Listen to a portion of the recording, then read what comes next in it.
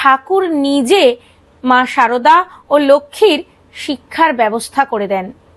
আসলে যে সমাজ তখনও স্ত্রী শিক্ষার স্বীকৃতি দেয়নি, ঠাকুর সেখানেই স্থাপন করলেন তার অনন্য দৃষ্টান্ত।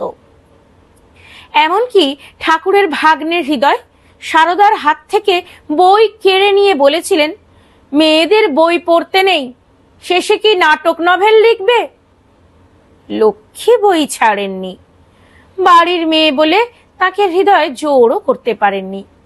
শারদা পরে লুকিয়ে আবার বই কিনে আনিয়েছিলেন। তখন লক্ষ্মী পাঠশালায় গিয়ে পড়ে এসে মাকে পড়াতেন। শিক্ষার প্রতি মায়ের অনুরাগ ঠাকুরও বুঝেছিলেন। নমস্কার, আমি মহুয়া। সময় আপডেটসের ইউটিউব চ্যানেলে আপনাদের সবাইকে স্বাগত। গত শনিবার থেকে সময় আপডেটসের এই চ্যানেলটিতে শুরু হয়েছে একটি নতুন সিরিজ, তার নাম আলোকের ঝর্ণাধারায়। সিরিজটিতে আমরা জগৎজননী মা শারদার জীবনের বিভিন্ন পর্ব আলোচনা করছি।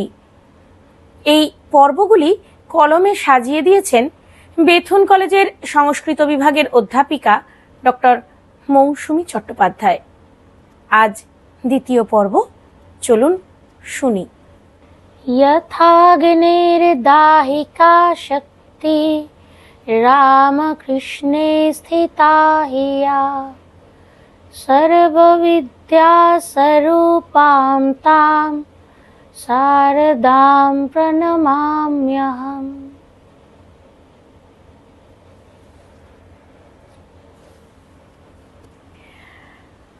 মেয়েটি যেন গৃহলক্ষ্মী।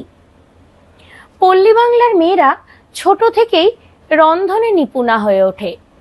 মা শারদাও শৈশব থেকেই গৃহস্থালী কর্মে হয়ে উঠেছিলেন সুনিপুণা।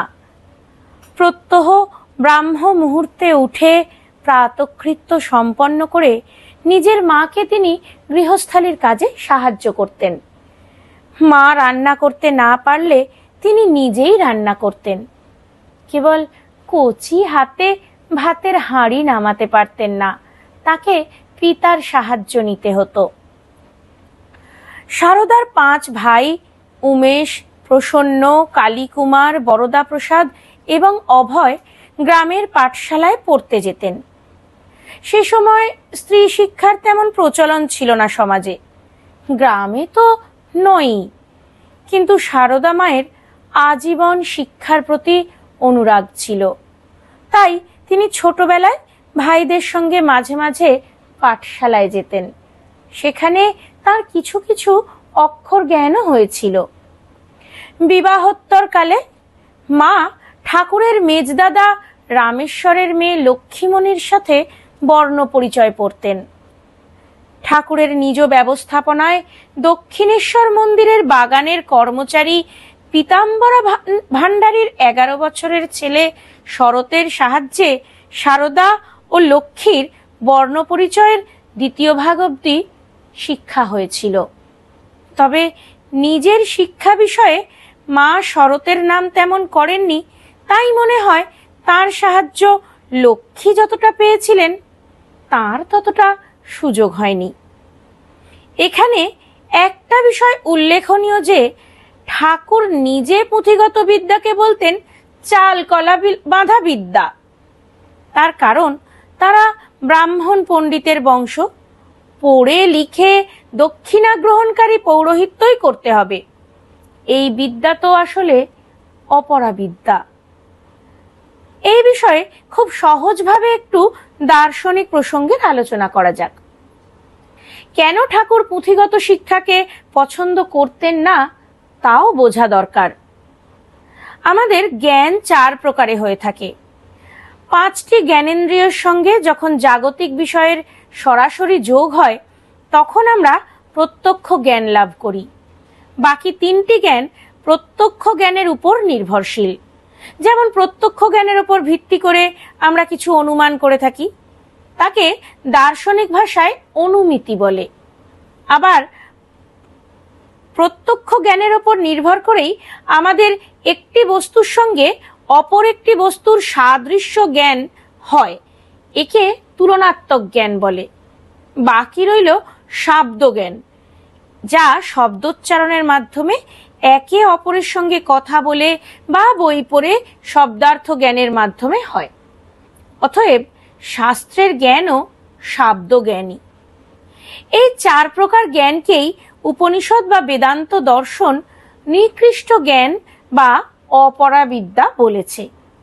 হ্যাঁ, জাগতিক বিষয় জানার জন্য মানুষের এই 4টি জ্ঞানই আবশ্যক, তা না হলে জাগতিক ব্যবহার সম্ভব নয়।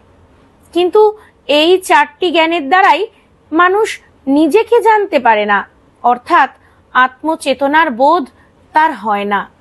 দর্শনে একমাত্র আত্মচৈতন্যের জ্ঞানকেই পরাবিদ্যা বা শ্রেষ্ঠ জ্ঞান বলা হয়েছে। ঠাকুর জন্ম থেকেই ছিলেন আত্মচৈতন্যের আলোয় উদ্ভাসিত। তার যে ভাব সমাধি, তা তো তার আত্মবোধে একীভূত হওয়ারই দৃষ্টান্ত। তবে সাধারণ মানুষের বোধে ঠাকুর যে একজন আত্মজ্ঞানী, তা বোঝা সম্ভব ছিল না। তাই সকলে তার আচরণে অসঙ্গতি দেখতেন নিজের অজ্ঞতার জন্য।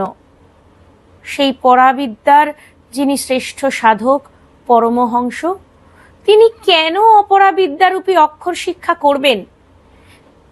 যাই হোক, যে প্রসঙ্গে এই বিষয়ের অবতারণা, আবার সেখানে ফিরে যাই।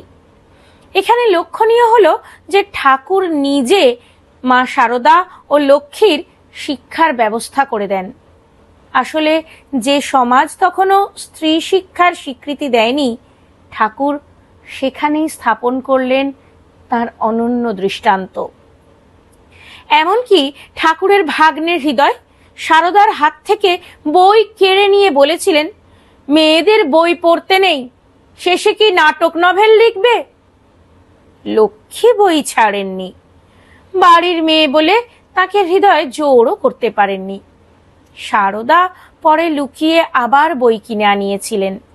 তখন লক্ষ্মী পাঠশালায় গিয়ে পড়ে এসে মাকে পড়াতেন। শিক্ষার প্রতি মায়ের অনুরাগ ঠাকুরও বুঝেছিলেন। তাই মুখে কিছু না বললেও মামির প্রতি ভাগ্নের এই ব্যবহারে তিনি ব্যথা পেয়েছিলেন। মা কিন্তু তার স্বভাব গুণে ভাগ্নের হৃদয়ের এতে কোনো দোষই দেখেননি।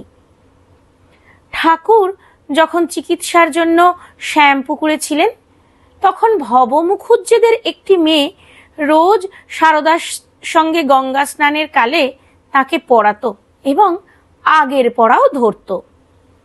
মা মুঠো করে পয়সা দিতেন বলে সকলে ভাবত তিনি গুনতে জানেন না। একবার দারুণ গ্রীষ্মকালে এক ভক্ত কলকাতা থেকে কিছু মিঠে কাঁচা আম জয়রামবাটিতে নিয়ে গিয়েছিলেন। মা নিজে আম গুনতে গিয়ে বারংবার 6 পর্যন্ত গুনে গুলিয়ে ফেলছিলেন।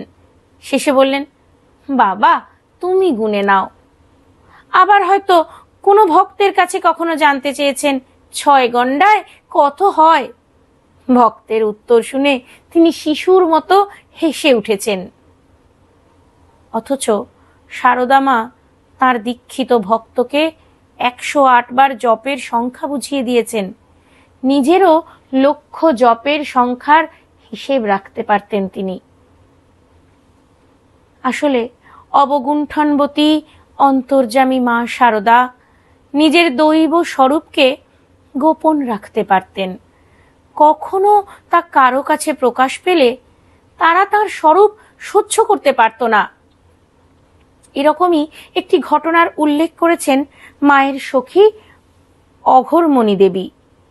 একবার জয়রামবাটিতে জগদ্ধাত্রী পুজোর সময় রাম হৃদয় ঘোষাল উপস্থিত ছিলেন। ছোট্ট শারদাকে জগদ্ধাত্রীর সামনে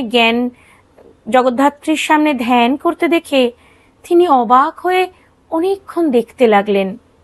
কিন্তু কে যে জগদ্ধাত্রী আর কে যে মা কিছুই বুঝতে পারলেন না। তখন ভয়ে সেখান থেকে পালিয়ে গেলেন। মায়ের লুক্কায়িত প্রকৃত স্বরূপ চোখের সামনে উন্মোচিত হয়েছিল বলেই তিনি ভয় পেয়েছিলেন। আজ এই পর্যন্তই। আসলে প্রকৃত মানুষ হতে গেলে, যথার্থ একজন মানুষ হতে গেলে আমাদের দরকার প্রকৃত শিক্ষার। ধৈর্য, সহিষ্ণুতা আর অকৃত্রিম ভালোবাসা ছাড়া একজন প্রকৃত মানুষ হয়ে ওঠা বোধহয় সম্ভব নয়। আমরা মায়ের সারা জীবন জুড়ে এই সমস্ত আচরণেরই বিকাশ দেখতে পাই। আসলে মা তার আচরণের মধ্যে দিয়ে, তার দৈনন্দিন চলা ফেরা সমস্ত কিছুর মধ্যে দিয়ে আমাদের কেমন আচরণ হওয়া উচিত, আমাদের প্রকৃত আচরণ কেমন হওয়া উচিত, তা আমাদের প্রতিনিয়ত শিখিয়ে গেছেন। মায়ের জীবন কথার এই পর্বগুলি পরপর শুনতে সময় আপডেটসের ইউটিউব চ্যানেলটিকে আপনারা সাবস্ক্রাইব করবেন, ফলো করবেন সময় আপডেটসের ফেসবুক পেজটিকেও। আর যদি এই ভিডিওগুলি আপনাদের ভালো লেগে থাকে তাহলে তা শেয়ার করবেন আত্মীয়, বন্ধু, পরিবারের মধ্যে। আনন্দ পাব। ধন্যবাদ।